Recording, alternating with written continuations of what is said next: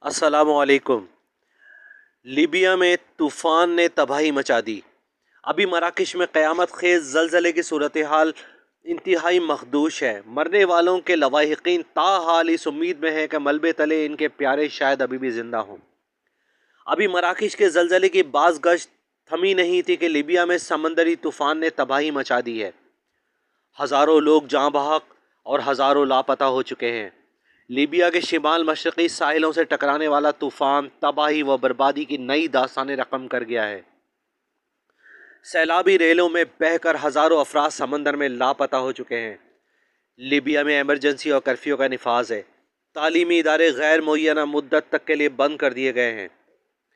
غیر موسمی بارشیں، غیر موسمی طوفان، کروٹ لیتی زمین اور الٹتے شہر و قصبے ہر سمت تباہی کی داستانیں بکھیر رہے ہیں۔ لیبیا کے وزیر اعظم اسامہ حماد کے مطابق 2000 افراد کی ہلاکتوں کا خدشہ ہے۔ درنا کے تمام علاقے زیر آب آ چکے ہیں اور انہیں آفت زدہ قرار دے دیا گیا ہے۔ مکانات تباہ ہو چکے ہیں، لوگوں کی املاک کو شدید نقصان پہنچا ہے، بجلی اور مواصلات کا نظام درہم برہم ہو گیا ہے۔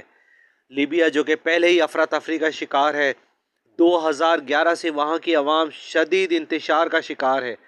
اب یہ طوفان اور تباہی ان کے لیے مزید مشکلات لے کر آئی ہے۔ کیا یہ زلزلے اور طوفان نیو ورلڈ آرڈر کی تکمیل کا حصہ ہیں یا یہ اللہ تعالیٰ کا غضب ہے؟ کمنٹس میں اپنی رائے سے ضرور آگاہ کریں۔